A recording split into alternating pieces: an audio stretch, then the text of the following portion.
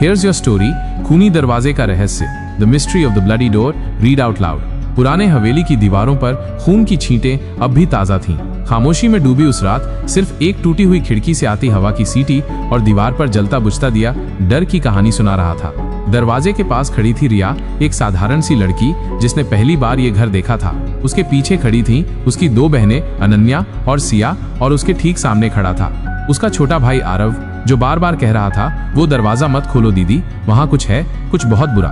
रिया के हाथ में एक पुराना खून से सना हुआ डंडा था जिसे उन्होंने तहखाने से निकाला था। उनकी आंखों में डर था, लेकिन उससे भी ज्यादा था जिज्ञासा कि आखिर इस बंद दरवाजे के पीछे क्या है। दरवाजे के पास दीवार पर फैला खून जैसे चीख चीख कर कह रहा था मत खोलो, पर कुछ था जो रिया को खींच रहा था। शायद वो औरों से अलग थी, शायद वो चुनी गई थी।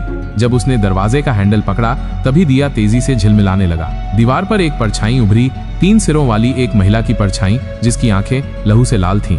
रिया ने कांपते हाथों से दरवाजा खोला। एक चीख हवा में तैर गई, लेकिन ये रिया की नहीं थी। ये आवाज उस महिला की परछाई से निकली थी जो अब दीवार पर विकृत होकर नाच रही थी। अंदर का नजारा ऐसा था जिसे देखकर किसी की भी रूह कांप जाए।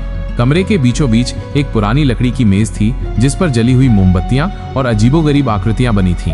हवा में लोहे और खून की मिलीजुली गंध थी जो सांस लेना भी दूभर कर रही थी। दीवारों पर कुछ ऐसी चीजें टंगी थीं जिन्हें देखकर रिया का दिल दहल गया। वे इंसानों के सूखे हुए अंग थे जिन्हें किसी ने बेरहमी से काटा था। अनन्या और सिया डर के मारे एक दूसरे से चिपक गईं। आरव की आंखें बड़ी हो गई थीं और वो अपने होठों को जोर से दबाए हुए था, मानो किसी बड़ी चीख को रोक रहा हो।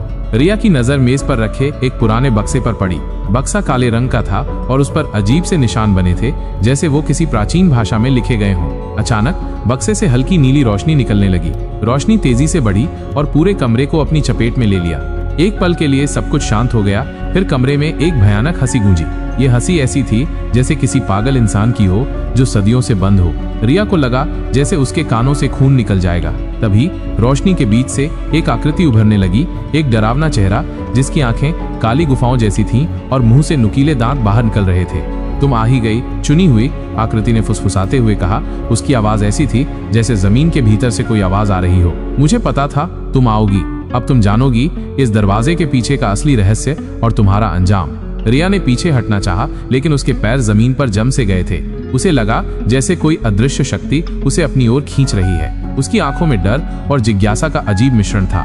यह रहस्य क्या था और उस आकृति का अंजाम से क्या मतलब था? आकृति की आवाज रिया के अंदर तक गूंज गई। वो डर से कांप रही थी, पर उसके मन में एक अजीब सी जिद थी। वो जानना चाहती थी कि ये रहस्य क्या है। उसने हिम्मत करके उस डरावने चेहरे की तरफ देखा जिसकी आंखें अब चमक रही थीं।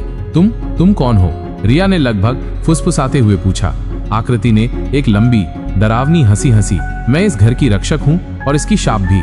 सदियों पहले यहाँ एक भयानक अपराध हुआ था। एक परिवार को बेरहमी से मौत के घाट उतार दिया गया था और उनकी आत्माएं इस घर में भटक रही हैं। मैं उन आत्माओं की वेदना का प्रतिरूप हूँ। रिया की आंखें फैल गईं। तो क्या इस घर में भूत हैं? भूत? आकृति ने व्यंग्य किया। ये सिर्फ भटकती हुई आत्माएं नहीं है, बल्कि ये वो ऊर्जा है जो इस घर को खा रही है। और तुम उस परिवार की आखिरी बची हुई हो। तुम्हारे पूर्वजों ने इस घर के साथ एक समझौता किया था, एक ऐसा समझौता जिसने उन्हें एक शाप से बचाया, लेकिन बदले में एक और शाप को जन्म दिया। रिया को कुछ समझ नहीं आ रहा था, किस तरह का समझौता और मुझे इसमें क्यों घसीटा जा रहा है। आकृति का चेहरा और ज्यादा विकृत हो गया। तुम्हारे पूर्वजों ने अपनी आत्मा के एक हिस्से का सौदा किया था ताकि इस घर में रहने वाली बुराई को शांत रख सकें, लेकिन हर सौदे की एक कीमत होती है। हर पीढ़ी में एक सदस्य को चुनना होता है जो इस शाप को आगे बढ़ाएगा या फिर इस घर के सारे राजों के साथ मिट जाएगा। रिया ने अपनी पीछे खड़ी अनन्या और सिया को देखा। उनके चेहरे पर दहशत साफ नजर आ रही थी। आरव अभी भी खामोश था, उसकी आंखें उस आकृति पर टिकी थी। मैं नहीं समझी, रिया ने हिम्मत बटोर कर कहा। मुझे क्या करना होगा? तुम्हें चुनना होगा, आकृति ने कहा। उसकी आवाज अब और गहरी हो गई थी। या तो तुम इस बक्से में बंद शक्ति को स्वीकार करोगी और इस शाप को अपनी अगली पीढ़ी तक ले जाओगी, या फिर तुम और तुम्हारे भाई बहन सब के सब यहीं खत्म हो जाओगे। इस घर का खून तुमसे बदला लेगा। बक्से से निकलती नीली रोशनी अब और तेज हो गई थी, मानो वो रिया को अपनी तरफ खींच रही हो। रिया के हाथ में पकड़ा डंडा कांप रहा था। उसे लगा जैसे कमरे की हवा में कोई अदृश्य ताकत उसे अपनी तरफ खींच रही है। उसे अपने परिवार को बचाना था, पर क्या ये शाप उसे अंदर से खोखला नहीं कर देगा? रिया की आंखों में अब डर के साथ साथ एक दृढ़ संकल्प भी था। उसे एक फैसला लेना था, एक ऐसा फैसला जो उसकी और उसके परिवार की किस्मत बदल देगा। रिया के दिमाग में विचारों का बवंडर चल रहा था। शाप को स्वीकार करना यानी अपने भविष्य और अपने बच्चों के भविष्य को एक अनजाने खतरे में डालना। लेकिन मना करने का मतलब था अपने भाई बहनों को मौत के मुंह में धकेलना। यह नामुमकिन फैसला था। उसने डंडे को जोर से पकड़ा और अपनी नजरें उस बक्से पर टिका दी जिससे नीली रोशनी निकल रही थी। आरव की आवाज उसके कानों में गूंजी, दीदी वो दरवाजा मत खोलो, वहाँ कुछ है, कुछ बहुत बुरा। शायद आरव सही था, ये सब बहुत बुरा था। कोई और रास्ता नहीं है? रिया ने आखिरी उम्मीद के साथ पूछा। उसकी आवाज में एक अजीब सी दृढ़ता थी जो उसके डर पर हावी हो रही थी। आकृति ने एक बार फिर भयानक हंसी। रास्ता तो हमेशा होता है चुनी हुई, लेकिन हर रास्ते की अपनी कीमत होती है।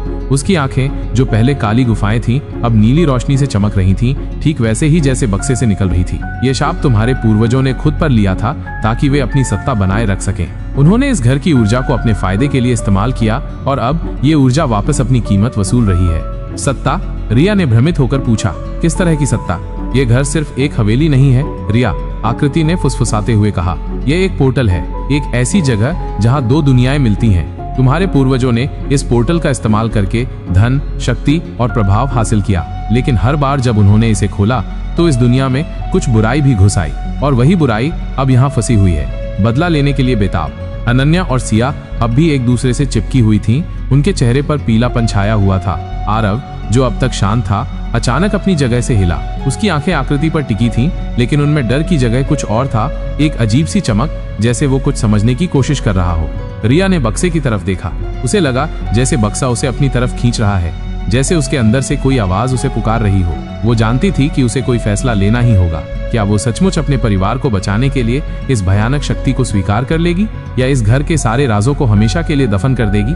उसके मन में एक विचार कौंधा, अगर ये एक पोर्टल है तो क्या इसे बंद करने का कोई तरीका नहीं होगा? क्या उसे वाकई इस शाप को स्वीकार करना ही पड़ेगा या इसके पीछे कोई और रास्ता भी हो सकता है? क्या रिया पोर्टल को बंद करने का कोई रास्ता खोज पाएगी या उसे शाप स्वीकार करना ही पड़ेगा? क्या आरव के चेहरे पर दिखी वो अजीब चमक किसी गहरे रहस्य की ओर इशारा कर रही है? अगर आप इस कहानी को आगे सुनना चाहते हैं तो जुड़े रहिए हमारे चैनल केपी मोज पर, और अगर इस कहानी का अगला भाग सुनना चाहते हैं तो बस एक कमेंट कर दीजिए। अगर आपको हमारी कहानी अच्छी लगी हो तो हमारे चैनल को लाइक, कमेंट और सब्सक्राइब कर लें ताकि हमारी कहानी आपके पास सबसे पहले पहुंचे।